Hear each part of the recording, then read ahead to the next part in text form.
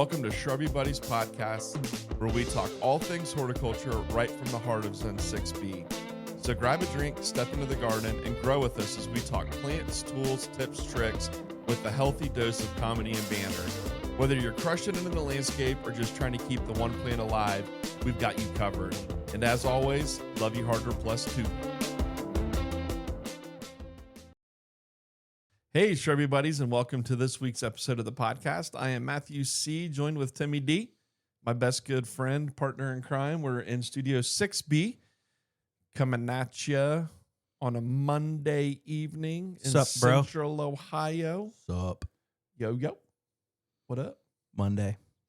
It is a Monday. When I was at lunch today, I was talking about stopping by your place for this recording to Sam. And Sam was just very thrown off. He's like, don't you guys usually record on a Tuesday? I know. And I was like, yeah, but we're going to do a Monday this week. As soon as lunch was over, we ran out to the chemical storage shed and we were organizing our Chloroburst and Honey Badger A. I like the way you're pronouncing things today. And he was like, so I hear that you're recording a podcast tonight. I'm like, yeah, where'd you hear that from? He's like, oh, Tim just mentioned it to me. So I was like, okay, yeah. As a matter of fact, we are, Sammy. So yeah, I mean, it'll still come out at the same time as usual, I would assume. Yeah. Just whenever that's out of my hands. Whenever that B-roll. is. Yeah. So yeah, you're responsible for B-roll. So what else has been going on? You got a vacay coming up. Timmy will be out of studio next week. So no podcast next week, people. Sorry about that. That's true. Unless Matt wants to hook something up where I call in and I do something from the beach in Michigan. Or do I do a solo? Or you do a solo. Yikes. You still need to do a solo. Yeah, Ain't but happening. I feel like your OnlyFans really want you to do a solo. Okay. All right. We'll see what happens. No, you do what you want. We'll see what I got going on. I won't be mad either way. I know you won't. But yeah, we'll be chances are we'll be off next week unless Matt comes up with something wonderful. But yeah. Where are you going? Northern Michigan. The motherland. Or is it only the motherland when you're speaking of me? It's your motherland. Okay. So you're going up to Charlevoix. I'm going up to Matt's motherland. You're going up to Charlevoix? Charlevoix. I like it. It's going to be good. You going to Barnes Park in historic Barnes Park, a.k.a. Traverse City Botanical Garden? I am. Okay, cool. I have lots of things on the docket. Yeah. Lots of wonderful things on the docket. In fact, you and I were just talking about going to a baseball game. Perhaps I should take some of the willing participants to a Pit Spitters game. If you're going to Traverse City, make a day of it. Whoever doesn't want to attend the game, that's fine. All right. See you guys later tonight. Because I don't want to attend the houseboat. And you just head on down to the Pit Spitters game. Mm-hmm. And it's from Barnes Park. It's just a hop and a skip down the road. And a jump. The Traverse City Pit Spitters is actually at Chum's Corner. Oh, Chum's Corner. Makes sense. Yeah, it's down there by Chum's Corner. Okay. But you get down there, it's a nice little stadium. Well, and you know what else is great about being in that area this time of year? What's that? Cherry season. It is cherry season. Dude, you're going to have cherry everything. Yeah. Everything. I was talking with my mother-in-law just the other day about how it's just everybody's just selling cherries on the corners, that just got harvested. We just pull over, buy a bag of cherries, and you just eat on those things in the car from one town to another. It's every single cherry farm is going to have a standout. Yeah. You can stop and get all of the goods. Some good cherries, man. Cherry capital of the world, Traverse City, Michigan. Yeah. So that'll be fun, man. I'm looking forward to that for you guys. We are too. It's been a minute since we've done a big vacation. It's been a couple of years. Good. We've done some little ones here and there, but it's been a minute since we've done a week-long big thing. So yeah. You going to go to Grass River Nature Preserve? I'd love to. Yeah. It's on top of my list. On the docket? Yeah. You ever been there? I think I stopped by there once. Yeah. It's a cool place. They got sea otters that Are they sea otters? They're otters. They have otters that, do otter things, like just play and they collect the little stones and swim around with them. Make you laugh, and they're so pleasant. The little treasures. Yeah.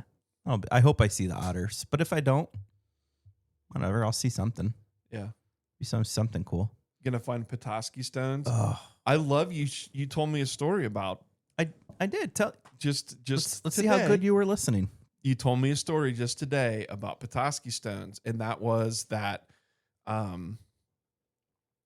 the new at Barack Obama's new presidential center in Chicago, they have a replica of the Oval Office and how he had it set up when he was in office. And inside the desk, what is that desk called? Is that the Resolute desk? I don't know. Anyways, inside of his desk, he had 3 things always in there. 3 things. 3 things. Not 2, but 3. He had the letter that President Bush wrote him, for when he took over in office. I don't remember what the other thing was. His BlackBerry. Oh, BlackBerry phone. Yeah, BlackBerry phone and a Petoskey stone. And I think that's awesome. It's really cool. It's a good stone for rubbing. It really is. It really is. And I assume, like, as president, there's a lot of decisions you have to make that can be nerve-wracking, and maybe having that stone to rub on while you're thinking about it. I'd like to see his polished up Petoskey stone. You know what I mean? Well, I'll bet the Obama Center in Chicago, I'll bet the replica is very similar to the one, if not the one. I don't know. I can't speak. No, he probably didn't put the one in there. He probably keeps that one by his bedside or whatever, or his new desk, or in his pocket. Maybe he's got a little pocket stone. Yeah. Ooh, damn, that was crazy. We're on a wavelength tonight. Pocket stone. Pocket stone. Perennials. You were talking about what you thought was looking really good. We were having a conversation prior to recording. Glowing Dreams echinaceas, a new one that you're using out and about and around Dublin. Glowing Dream. It's funny because it was my second choice, if you recall, because you were ordering those plugs for me, and I don't even remember what my first choice was at this point. It might have been Peacabella. Might have been Peacabella. You're right. Yeah, it probably was Peacabella. And I couldn't find it in plugs, and that was just kind of like, oh, Tim, sorry, but all I can get you is Glowing Dream. And of course, it was one that was, I did heavy research on Mount Cuba trials. And Glowing Dream gets great reviews. So I said, let's try that. Let's try that one. It's turned out to be a really pretty echinacea. It is a pretty echinacea. Like a watermelon-y shade of pink. Really, just really bright, right? Ooh. Yeah, it is. It is bright. Yeah. So I like it. I'm digging that. I'm digging that one right now. Very much so. Lots of color in the gardens right now. Oh, yeah. Things are really popping off as we roll into summer. I wish. So I don't know, like here in Central Ohio, I don't know how it's been around the rest of the country for all of you listeners out there, but here in Central Ohio right now, we have had a lot of rain and not a lot of sunshine and kind of mild and cooler temperatures. So annuals seem like they're taking a second to get going, but the perennials are really popping off. They are. I think that the butterfly weed right now looks exceptional. Butterfly weed looks really, really good right now. Alliums in flower. The warm season grasses are just starting to like put on that really robust flush of growth. So I love it. Yeah. Yeah. So for sure. What else? But going back to the annuals you were talking about, I think I mentioned that to you today. You asked me how my planters were doing downtown. I said they look pretty good. The petunias are going crazy. The ornamental grasses, the annual grasses look really nice. But I said that the salvias were kind of looking. What was the word I used? Stunted. Yeah. Yeah. Just not throwing off a ton of vigorous flowers and not putting on a ton of growth. And you reassured me it was just because we haven't had that like hot, dry weather yet. Yeah, we need the sun and the heat, and I'm okay with it. Mm-hmm. For my own sake. If my salvias are going to be underperforming a little bit, but I'm fairly comfortable through the midday, fine. Whatever. Well, enjoy it while you can, because you know as well as I do that hot, dry weather's is not too far off. We've talked about this, but that's part of why I'm drawn to northern Michigan in the summer, because it's like, it's still hot. You can still have hot days. It can still get super hot there. But looking at the weather forecast next week, it's about a 10-degree difference than here, and it's already kind of on the cooler side here. And like, I love it. I know there's going to be people in our party that are going to be like, "Oh, it's too cold," but I'm just going to be like, "No such thing." It's perfect, because I can walk about one of these towns or on the beach and just not sweat and get saturated. When it's in the mid 60s, that's just lovely. Mm-hmm. And then in the evening when you're down in like the low 50s. Perfect for a bonfire on the beach. I do know. Much prefer that. And I know you would too. Yeah. I'm up in Michigan constantly, but my favorite time of the year up there is in the fall. For that reason, you can get, like mid 60s during the day, which is comfortable. And then, or even in the 50s, depending on when you go up or where you're at exactly. But then at night it cools off and you get those even like down into the upper 40s where it's like, I'm going to throw a hoodie on and just be comfortable. Sleep with the windows open. Everybody's different, because some people are putting on a hoodie in the 70s. No, thank you. I'm excited, hopefully in the near future, to get up there in the fall. This year. Because I've spent some time, a few years back, we did a vacation in northern Wisconsin in the fall, like late September, which in Columbus could still be 100,000, 90 some degrees. But there, like the sugar maples were all at their peak. The sugar maple. And it was just like beautiful fall kind of cooler weather. So, I'm looking forward to making it up to the cabin during the fall. Yeah, we'll get up there. Don't worry. We'll do a little video podcast. What's that concert that's going on? So September the 19th, we talked about the Pit Spitters, the baseball team, at their stadium. They're doing, I don't know what it's called or what it's for or whatever, but it's Blues Traveler, the Spin Doctors, and Gin Blossoms. Yeah. Nice. September 19th, $50 a ticket or something. $40. We should try to make it to that. Even if it's just for the weekend, go up, go to the concert, hang out, and come back. And I want to say something. This isn't my music pick of the week, but Gin Blossoms has like so many freaking hits. Yeah. But I think one of their most underrated tunes is Allison Road. Okay. You know that one? I don't. Oh. It was a radio hit, but it was like, if there was like 3 tiers of like most popular, mid popular, least popular, it was down here. Down there? Yeah. Allison Road. For me, it would be seeing Blues Traveler. I love Blues Traveler. Oh. But yeah, I think all 3 of those combined would be cool. But I think, trying to think, I think Blues Traveler would be the most fun. They would be the headliner of the 3, I'm sure. I would think so. So, yeah. Going back to the weather thing, your wife mentioned something this evening, and I've had a couple of people ask about it at the greenhouse, and that's fire blight. Fire blight.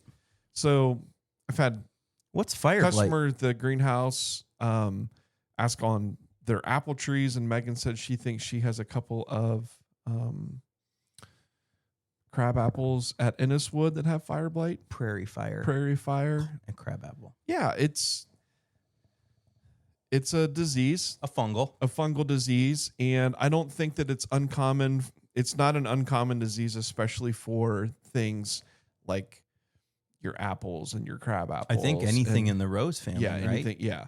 But it's been a really kind of mild, wet spring and start to summer, and with that comes all of these fungals. And I don't think it's a death sentence by any means for if left untreated, obviously. But I think pruning out the dead branches that are in there, pruning out the dead branches, sterilizing your pruners between cuts. What are we sterilizing with? Like an alcohol? I would use situation? like an alcohol, like an isopropyl alcohol or something along those lines. So just wiping them down really good, sterilizing them, and then, and the people may disagree with me on that or have something better. I don't know. That's what I would do if it were me. I would just use alcohol in between the cuts. And then, there's copper fungicides that work well.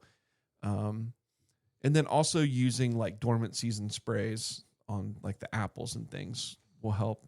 Horticultural oils, dormant season sprays, things like that. And that's all stuff that gets sprayed before bud breaks. So that would be like through the winter, like late winter, early spring. So my piece of really helpful advice here is don't plant crab apples. Yeah. I mean, if you have an apple farming operation, that's a whole different beast. Yeah.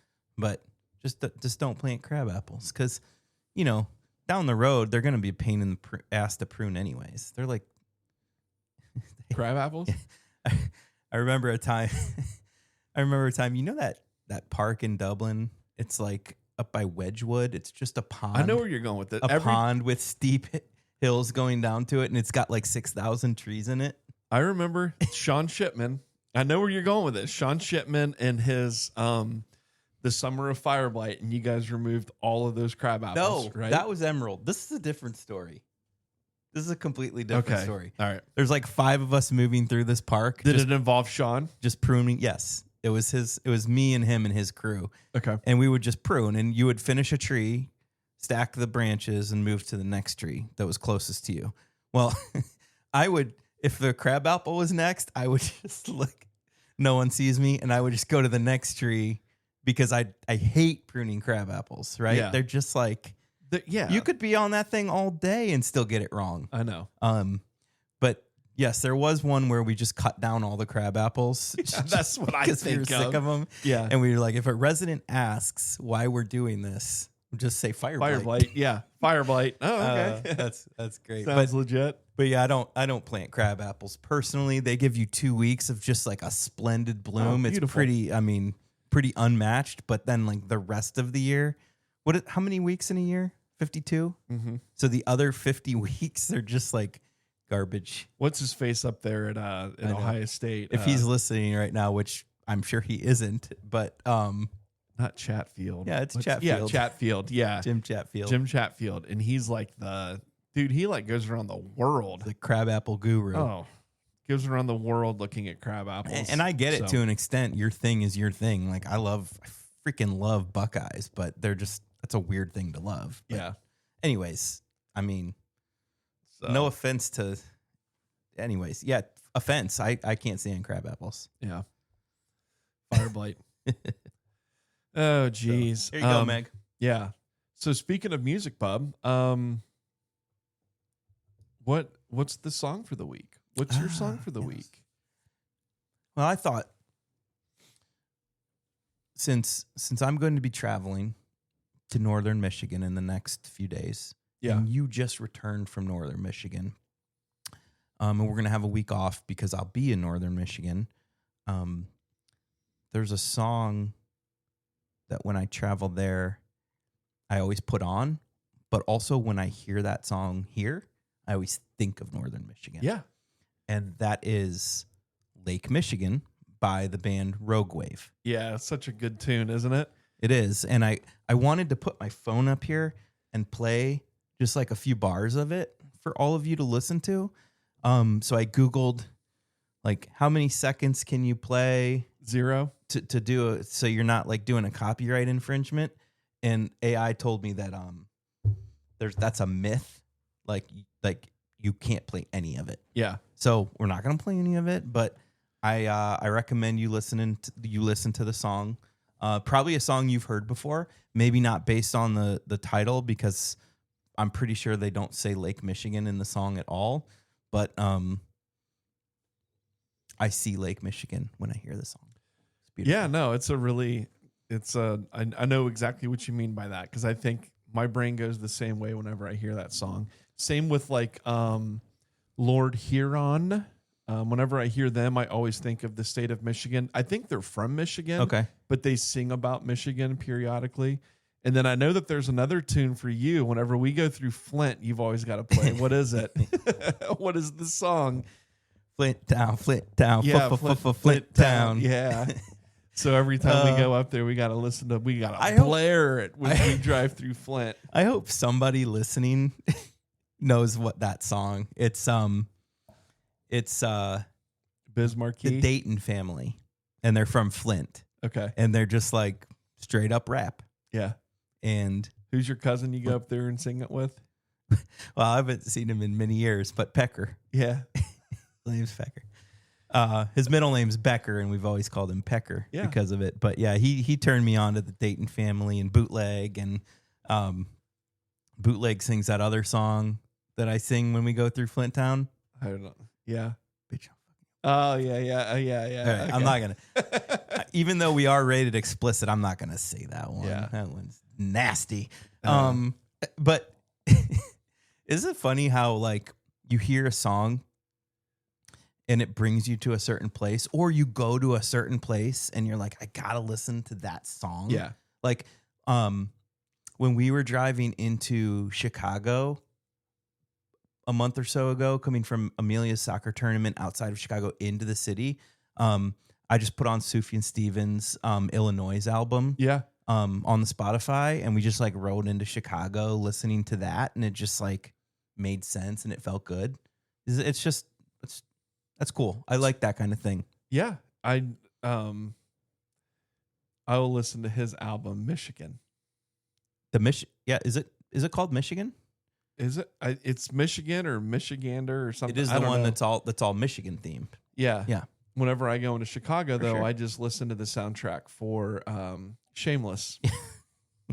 which I believe it's final episode of the series. This isn't a spoiler if you haven't seen it. I believe it goes out playing Chicago by Sufjan Stevens. I think. Does it? Okay. I think that as the episode fades away, they're playing that song. Dude, that is a really good soundtrack. But it is. So it's like it's really cool.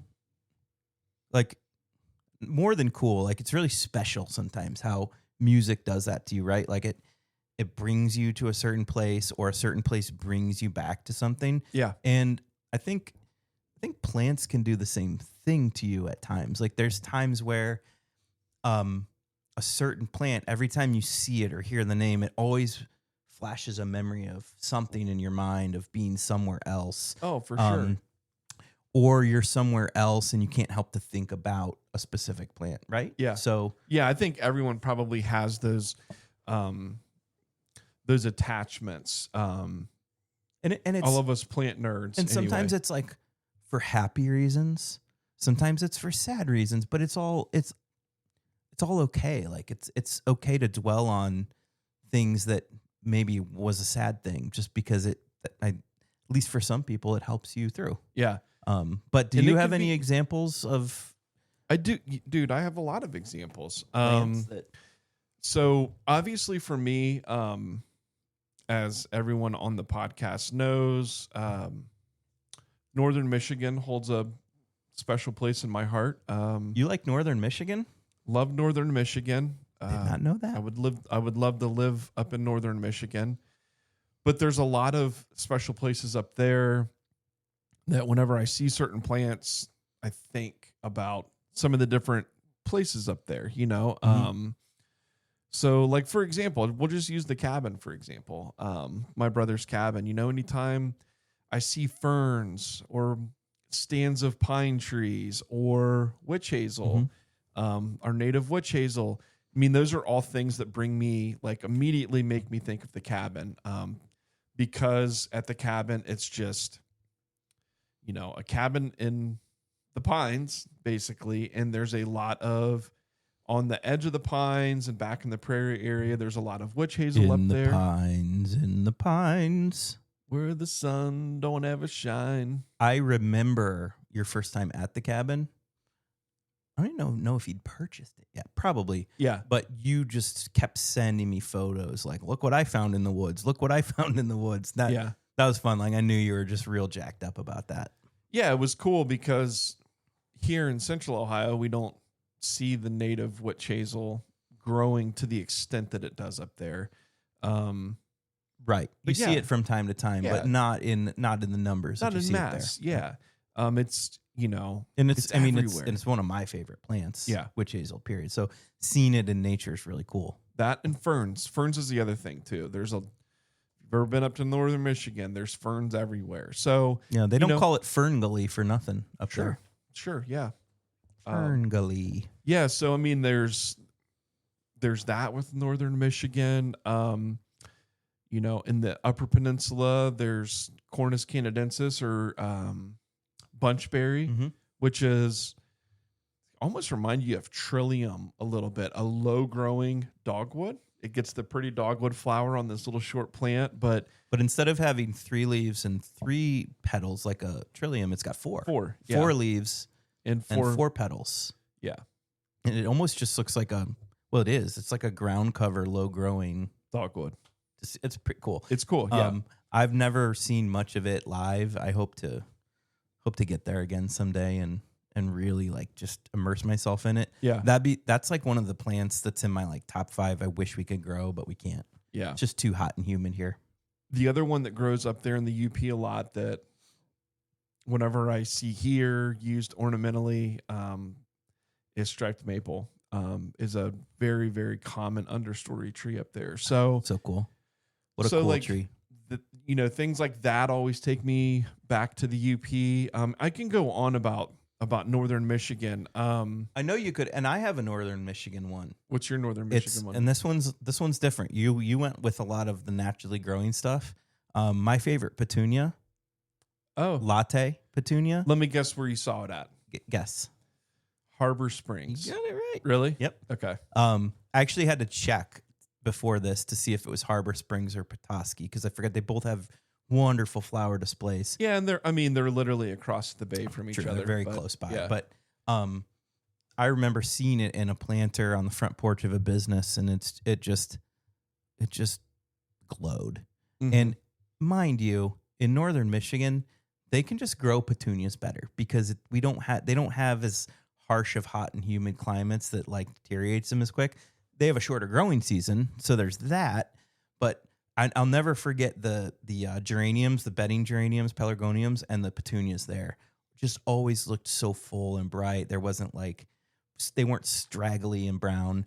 But the latte petunia is a white, just a bright white with kind of like, I think the throat is like dark purple, but it almost comes off as like brown. Yeah. Yep. It does. Yeah. It's weird. It's hard to explain, but it's just been my favorite petunia. It's been a great performer for me, and it's one of those annuals that just goes well with everything. Yeah. But every time I think about it, I think the first time I saw it there in Harbor Springs and how much I loved it. It takes you back to Harbor Springs. And I took like a whole bunch of pictures of this one plant. Yeah. Oh, so. I've got a lot of pictures of plants from up there.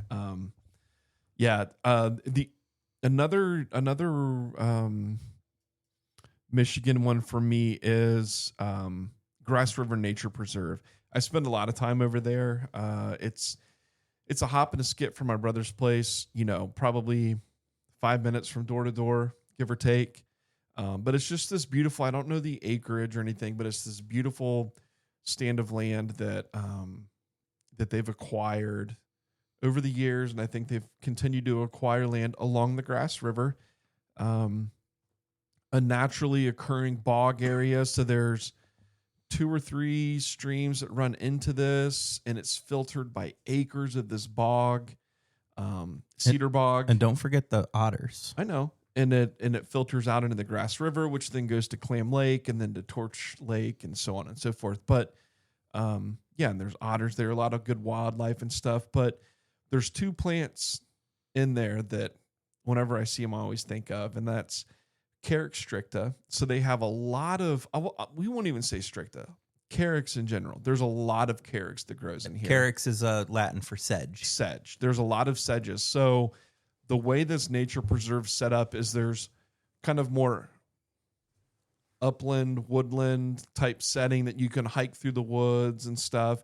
But my favorite place up there is the boardwalk through the bog. So when you walk through there, it's just so much life. So all these different sedges and all these different ferns and all these different bog plants that are growing in there. I mean, anything you could think of that would be like a bog plant or a marginal type native perennial is growing in this thing. So always get reminded whenever I see sedges, and then the other one is larch trees. So in this cedar bog, there's obviously cedars, but there's tons of larch trees that are growing in here. And that's a native deciduous conifer, which means it loses its needles, unlike like a pine or a spruce, right? Yeah.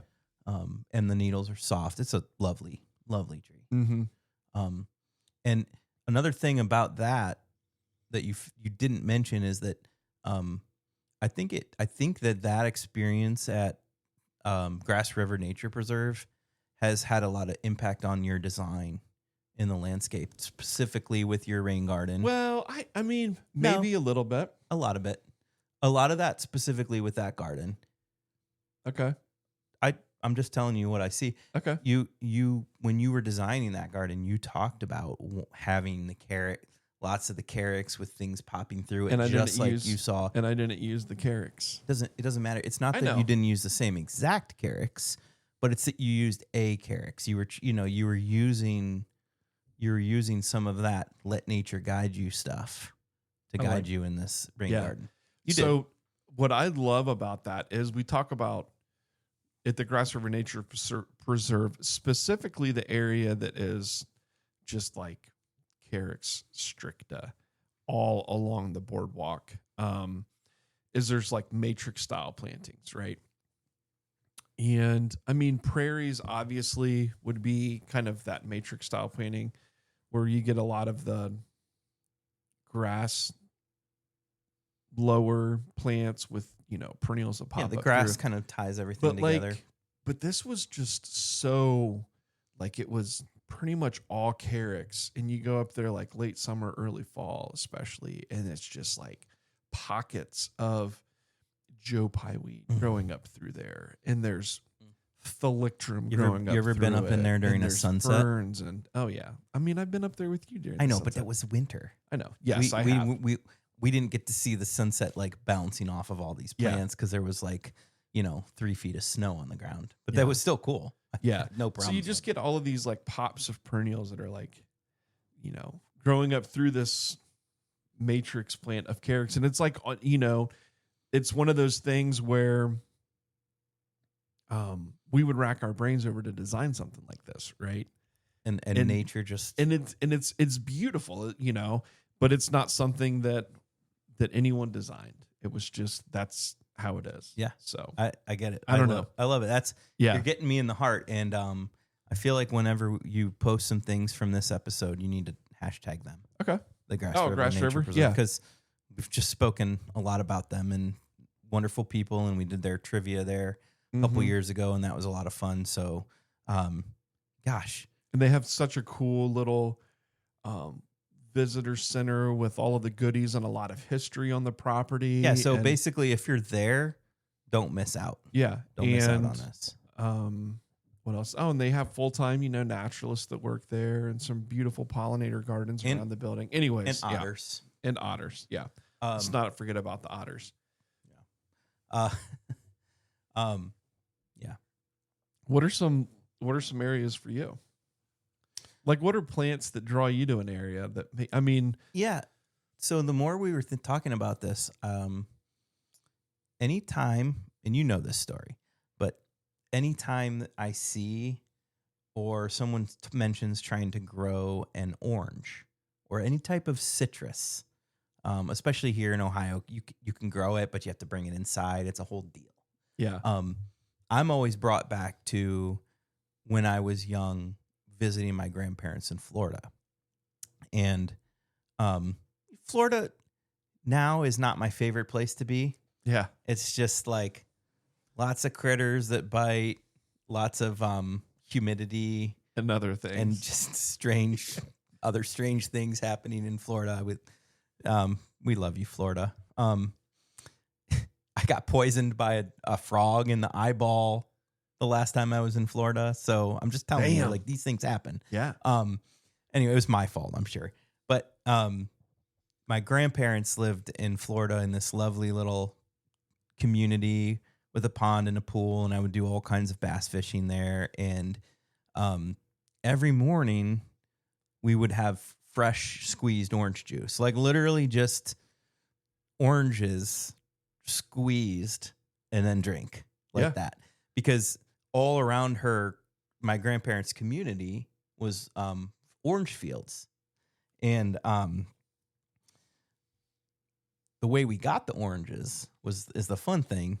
So if you went to where the entrance to her neighborhood was, there was this 90-degree turn in the road, and the trucks that carried the oranges would go around this curve, and inevitably some oranges would fall off the truck because they were just piled in this like long dump truck, and they would just be sitting there waiting for me to gather up and put in the basket of the bike and then ride back home and then have that for breakfast. So I love it. That's one of those plant memories for me, is just like gathering the oranges that the truck spilled and making orange juice. And it was like so dependable. You ride to that corner on the bike, like 2 minutes down the road, and there's oranges just everywhere. Yeah. So I think of, like, talking about grandparents' places, I think of whenever I see cactus. It always cactus. Tell me more. So my family's from Texas, mm-hmm. South Texas. And I'm not. I was born in Virginia, but pretty much everyone but my two brothers and I are all born in Texas. Yeah, your sister has a very, a connection. She's a big Texans fan, right? Yeah, she went to A&M for a year. But anyways, I mean, first of all, like my dad's parents, they were in San Antonio, Texas, and there's just cactus down there, right? But I always think of cactus because when we were a kid, we would go to the Guadalupe River and we would go swimming in the Guadalupe River. And this was, 35 years ago. So, but I remember jumping on a rock that had like cactus growing on it or something. It was something weird. And I got the cactus spines in my feet. Yeah, you did. Yeah. It's one of those core memories that sticks out in my head. So anytime I think of Texas, I think of that. And then also with Texas, I think of pecan trees. And that was more during my horse showing days.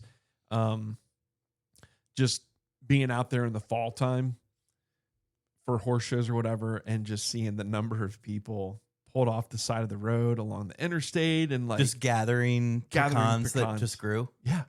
Gathering That's pecans. Awesome. Yeah. I mean, it is, pecans are a superior nut. Oh, so good. And that's not just my opinion. That's a fact. So good, dude. Yeah. A slice of pecan pie. I mean, I like all kinds of nuts, but pecans are superior. What about these nuts? They're towards the top.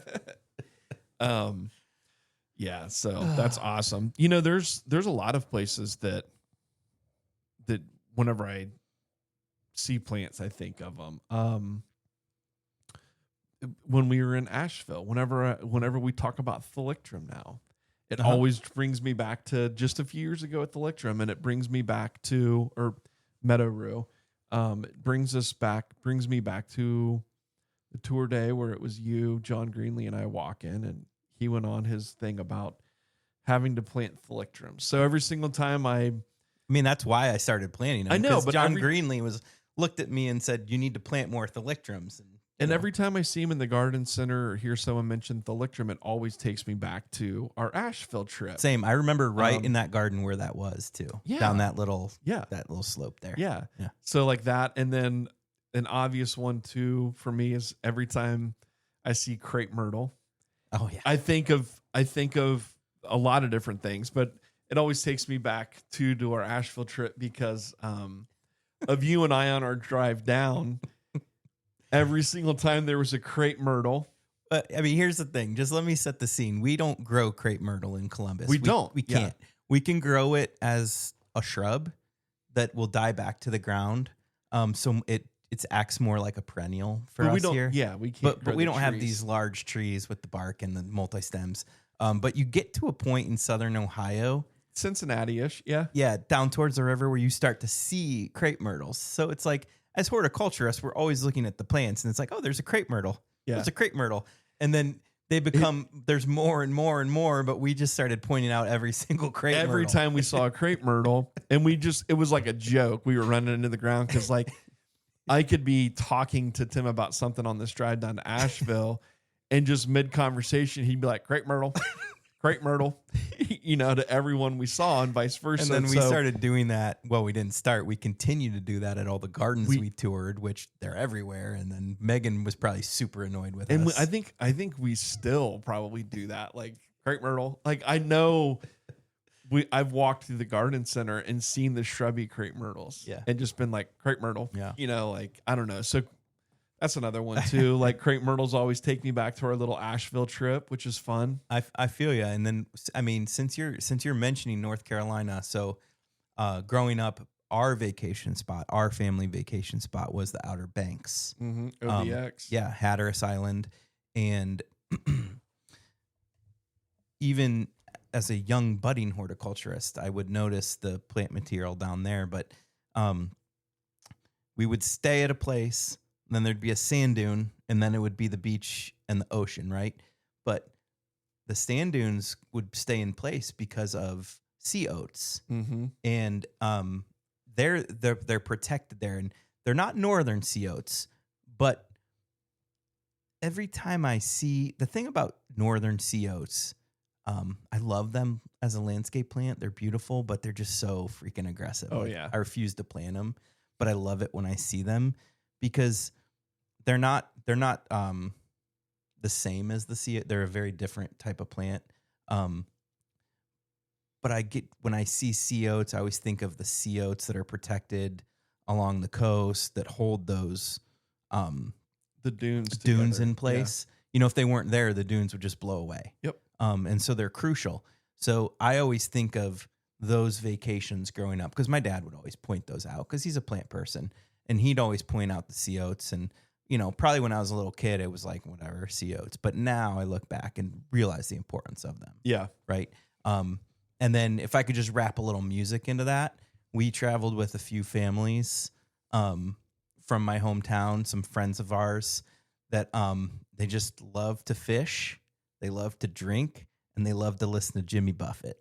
Damn. Okay. And this was a fun crowd. I mean, these folks could party. And the thing about Jimmy Buffett is like, it's not the kind of music I would just listen to independently. Like if I hadn't had that, in my formative years, but just growing up with all that Jimmy Buffett on the beach in North Carolina, fishing while the parents are drinking like frozen drinks and beers. Like it's nothing. Like, I don't know. It just brings you back somewhere, to just, lighter times. So Jimmy Buffett is definitely an artist that whenever I hear, I always think of those family vacations to the Outer Banks. Jimmy Buffett and the Sea Oats. Yes. Yeah. And the Sea Oats. And the Coral Reefers as his band. I know, but I know. Rest in peace too. Yeah. R.I.P. for sure. You ever read his book? No, I'm sorry. Tim doesn't read. No. He wrote a book called A Pirate's Look at 40 that was really good. I know. And that's my favorite song of his. Is it? Yeah. Oh, nice. That and Come Monday. Okay. And then all those beach ones like Volcano and Grapefruit, Juicy Fruit, and Pendleton Mustache, all those. That's just, if you plop me on a beach or by a pool and give me a jam box, that's what I'm throwing on, like just to get things started, is some Buffett. Okay. And then, see where it goes from there. Speaking of like PPA trips, we hit on the Asheville trip there and how Thalictrum's won and crepe myrtle. But I went to Chicago to a perennial plant symposium, and there, there's things too that that I see now that take me back to that Chicago trip. And I'm glad you say that because I'm going to have some Chicagos too. Yeah. And for me, like before I was an Eamsonian nut, one of the things I saw at Millennium Park was this hillside planted in Millennium Park of Eamsonia hubrichtii planted in mass. And there was, a breeze coming off the lake, kind of rolling over this hill. Lake Michigan. Lake Michigan, and to see the movement of the Amsonia in that wind, and it planted in mass all along this hill. And I have pictures of it. That was one that I was like, wow, like I need to do that, which I since have done. So that's one. And then at Chicago Botanical Garden, anytime I see a cornus moss now, I've always been like a cornus guy. I've always liked dogwoods, but cornelian cherry dogwood. You are a cornus guy. Now whenever I see them, I always think like, damn, like I wish that this one looked like the ones at Chicago Botanical Gardens. And there's this like, not really fountain, but this kind of like water feature towards the front that you walk in, and they've got these like lotuses and lilies and things growing in it. And it's kind of, divided up in these walkways. I think it's divided into four. There's four pools that kind of make up this circle, and the walkways that are coming out of it, flanking either side of the walkways, are just these giant, well pruned. Some of them I think are wide enough that they may have supports on them, but they're cornus moss tree. They're just pruned into these big and they're trees. One of the quintessential signs of spring when they bloom too. Yeah, so. and so that's one I always get taken back. And then there's perennials that I see now, and it always takes me back to like the first time seeing the Lurie Garden, like echinaceas and rattlesnake master. And I'll always remember Megan, because Megan and I were there together. You weren't there. You and my wife just enjoying Chicago style pizza, spaghetti and meatballs, just Lady and the Tramp style. Yeah, but I'll never forget White Swan Echinacea and Rattlesnake Master together. That combo, and how she was just like all jacked up about. Because sometimes it's like the monochromatic thing. It doesn't have to be this color and that color and that color. It's two of the same color with different textures. Just blows your mind. Yeah. So those, Little Blue Stem was another one. I think that was, as I was really, it would have been in 2019, I think. 2018, 2019, somewhere in there. And I was like really starting to like latch onto the ornamental grass thing. The native ones. And, the native ornamental grasses more. And so Little Blue Stems, all of the Little Blue Stems were really starting to catch my attention then. That was like the time of the year too when they were like starting to pop off. It was like end of July. I don't know. It's funny because Chicago is also the place that my wife Megan fell in love with me. Oh, is it? Yeah. Okay. Yeah, we went on a trip there, much like you two did, in college with our group, our dorky college group, LAFF, Landscape and Floriculture Forum. We raised enough money to take a trip to Chicago. And so we toured all kinds of gardens, but I remember kiwis is what always makes me think of the Chicago Botanic Garden, because it was the first time I'd seen hardy kiwi vines growing. Okay. And you know me. Yeah, I just want to eat everything. I know you do. And it was so hard, like being around all these people, because you have to behave a certain way when you're with other people. I wanted to grab a kiwi and just get into it. They were perfectly ripe, just hanging off this railing. I wanted to, but I didn't. But every time I have kiwis, my girls like kiwis, so we have them in the house. I always think of the Chicago Botanic Gardens on that trip where Megan fell in love with me. Yeah. But Megan doesn't like kiwis. They make her throat itchy. Oh, interesting. Yeah, I like kiwi. Yeah. As well as cantaloupes. She probably doesn't want me telling you all this, but cantaloupes make her throat itchy, and honeydew melons make her throat itchy, and kiwis and mangoes. And I think pretty much like any fruit that's not a berry makes your throat itchy. Itchy throat Megan. Wow. I had no idea. So, I always thought she was like making it up for so many years. But then like one time I was with her family in Perrysburg, and her sister was like, "Oh, those make my throat itchy." And I'm like, "Oh, like it's oh boy, you too?" Is that her twin sister?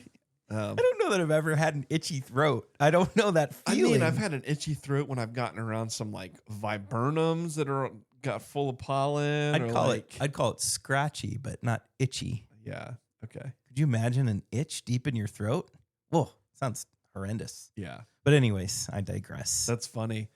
Speaking of pulling things off the vine, I tried some of those grapes at the Biltmore house. They were growing on that arbor through. So when you left the probably weren't supposed to do that. No, when you left the like conservatory or the greenhouses, I kind of did the whole like look around and snagged a couple grapes. They weren't very good. They were very sour. Yeah, I believe that. Yeah, I believe that. The only place I've ever gotten a good grape is at the grocery store. Yeah, right. All of those grapes that they're growing were for wine. Yeah. So, awesome. So there's a place close to home here that whenever I see trees now, they're two different trees specifically. It kind of reminds me of this place that I found in recent years, in the past 10 years.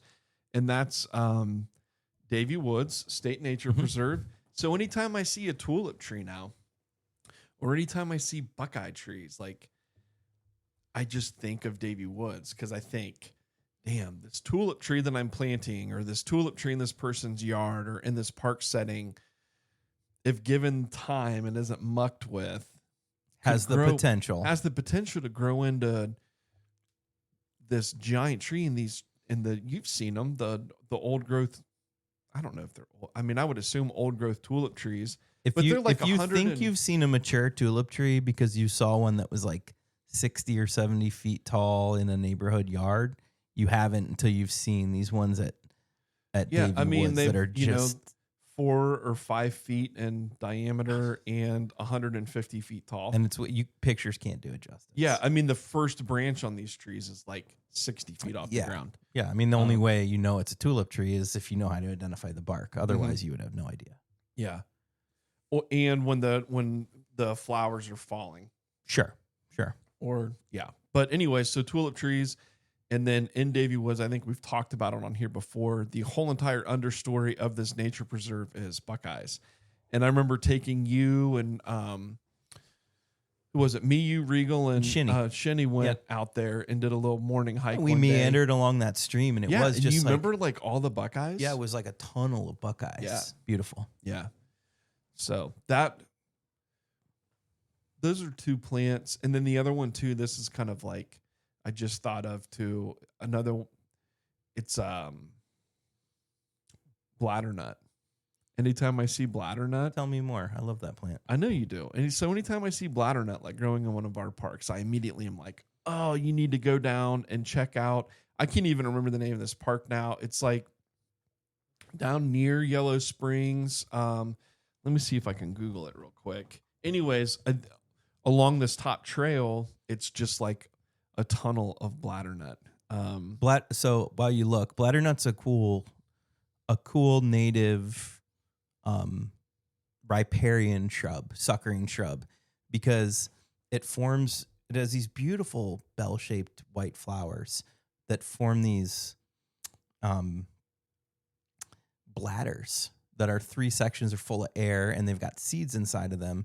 But the reason why they have those bladders is because they'll inevitably fall in the stream that they're growing by, and the stream will carry those down somewhere else. They'll float, the bladders will float, and then eventually just deposit them somewhere and start a new colony of bladdernut, which, I mean, is pretty genius because a viable seed, right? Yeah. That's going to grow is going to sink. A seed that floats is no good. So if it was just throwing these seeds out, it's going to sink to the bottom of the stream and that's it. But it's sending these seeds into the stream in these air-filled sacks. A vessel. It's so cool. It is cool. Like nature's so freaking cool. Yeah.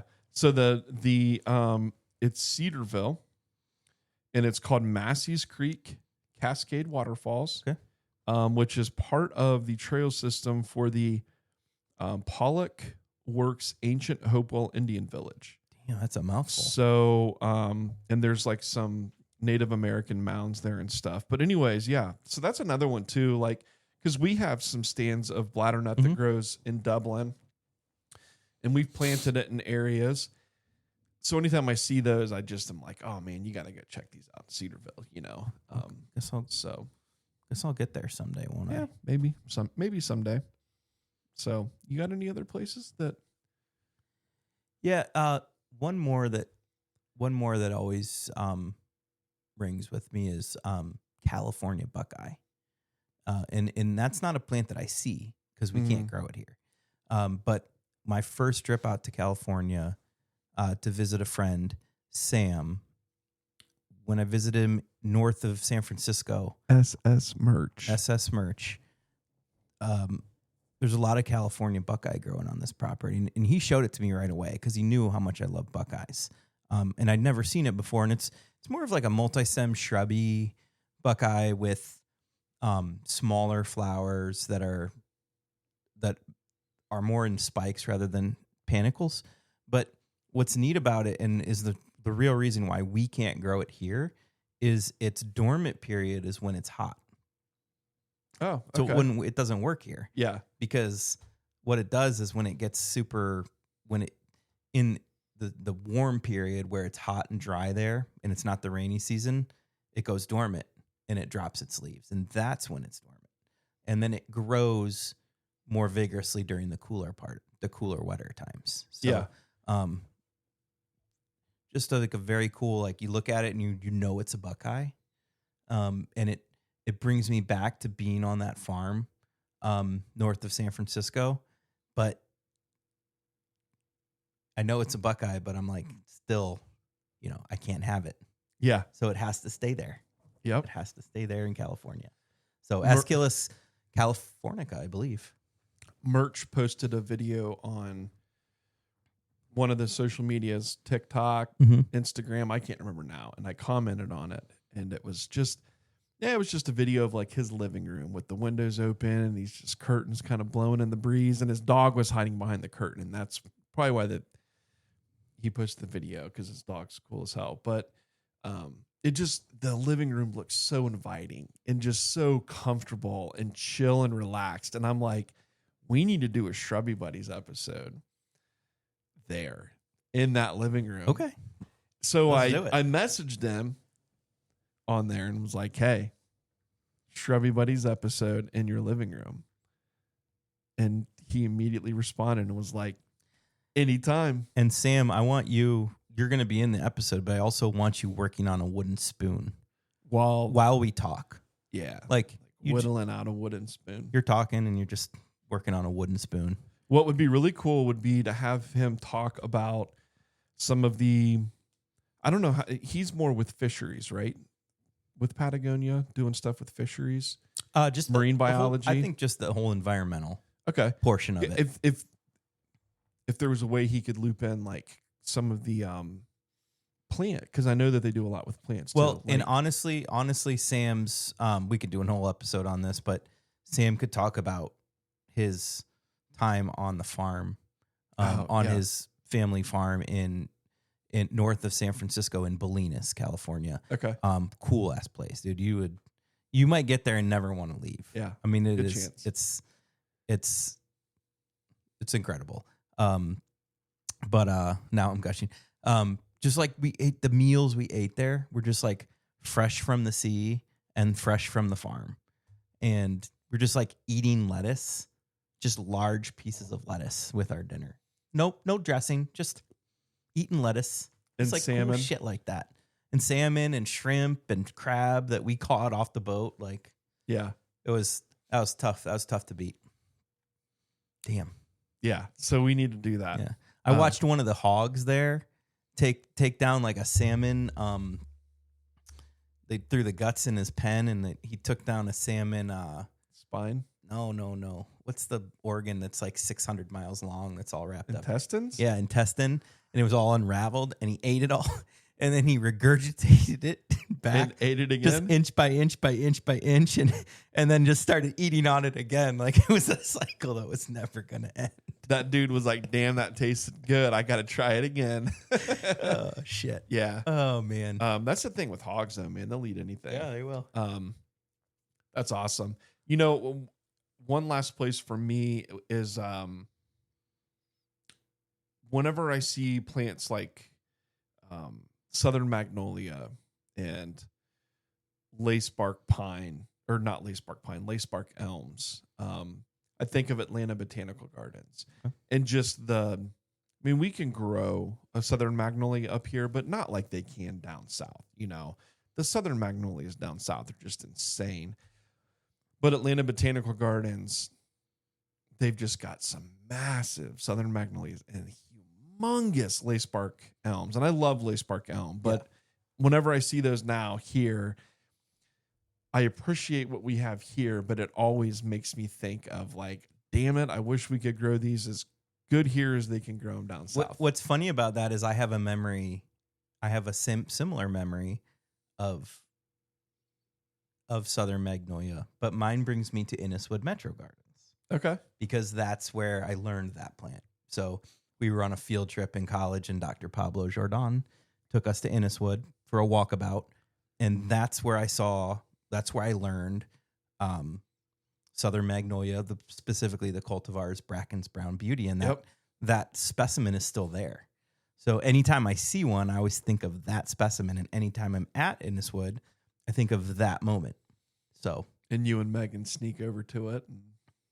Yep, we make out right under the southern magnolia Tim, and such. You can't kiss and tell, Tim. She's not allowed to make out on the clock. Nope. We go there after hours. Oh boy, things are getting wild in Inniswood. So, oh man, what a fun conversation this has been. Yeah, we're taking ourselves down memory lane with plants. Yeah. We could go on. I don't know where we're at time wise, but I feel like if we're creeping up on it, we're creeping. I feel like this is grounds for like a part 2 sometime. Really? Yeah. Or just like a revisit. Revisit, because that was a lot of fun. That was a lot of fun, and I have so many more in my mind and so many cool stories. I know. To tell. It's like we're talking about it, like I'm having these memories pop into my brain. Yeah. That's what I told you they would just come. We have a lot of part 2s to do. You know that, right? Like we do. We have a lot of part 2s. Yeah, because we have the chartreuse shrubs and trees. Yeah. And then we better do a chartreuse annuals. Okay. Yep. We got a part 2 for this. Probably a part 2 for something else about small trees. Probably a part 2 for big trees. Probably a part 2 and 3 for conifers. The sequel. I don't know. We got an episode we got to talk about ornamental grasses on. I got people commenting wanting to learn about peach trees and fruit trees and stuff. So I think it could be cool to do an episode on fruit trees. Listen, I'll just throw a disclaimer out there about fruit trees. Like, I'd love to talk about it sometime with you. Yeah. But it is definitely like, it's not in my comfort zone. Fruit trees isn't my thing. I wouldn't say it's in my comfort zone either. Like, I know a few things, but like once you start to get down this road of like, well, how come I'm not getting a lot of peaches, or why is that turning brown, or what? Then I'm just like, I don't know. That's a very niche thing, you know? Yeah. And we, people who are in that industry, maybe. I do. You know? I do. I mean, with peaches, I do, for sure. Peaches and apricots. Some might say apricot. And he grows the pluots and the apriums. Doesn't that sound good right Sounds good. But yeah. A nice, and he grows juicy, grapes. fuzzy piece of fruit off a tree. Dude. That's another one, too. When we were talking cherries, I'll never forget walking up to Twin Oaks for the first time brewing. After the brewery was built, they had a row. They're not there anymore. This row of mature cherry trees that grew cherries. And they were all like, every one of them was a sweet cherry except for one cherry tree. It was the closest to the front walk, and it was a sour cherry. Was that on purpose to trick people? No, because I think that Twin Oaks wasn't even a thing when these trees were planted. Sour cherries have their place. I know. Cherry pie. For sure. But my brother was like, oh, yeah, dude. He knew. He's like, grab a cherry off the tree, you know. So we're walking by, and I grab it and throw it in my mouth thinking it's going to be a sweet cherry, you know. Nope. Your ass. Sour cherry. All of the rest of them were sweet cherries, but that one. Did you get it? Did you get to try a sweet one? Yeah. Oh, yeah. Yeah, for sure. But, you know, and yeah, it was funny because it was right by like the front walk up to the front of the brewery. Why is it that up there by the lake, it's such great area for growing fruit? Is it the sandy soil? Soil's not sandy. It's not at all. Is it just the milder climate? The soil up there, you have about 12 inches of soil and it immediately goes into limestone. And I'm not talking about like a little bit of limestone here or there. It's like literally when you're getting past 12 inches of soil, you're chiseling out flagstone, bedrock, like literally. But I think I would imagine that inland it's probably a little different. There's probably more soil in some areas. The areas that I've dealt with, not so much. But I remember Quinn talking about how you can grow good grapes in that soil. So I don't know. Okay. I don't know.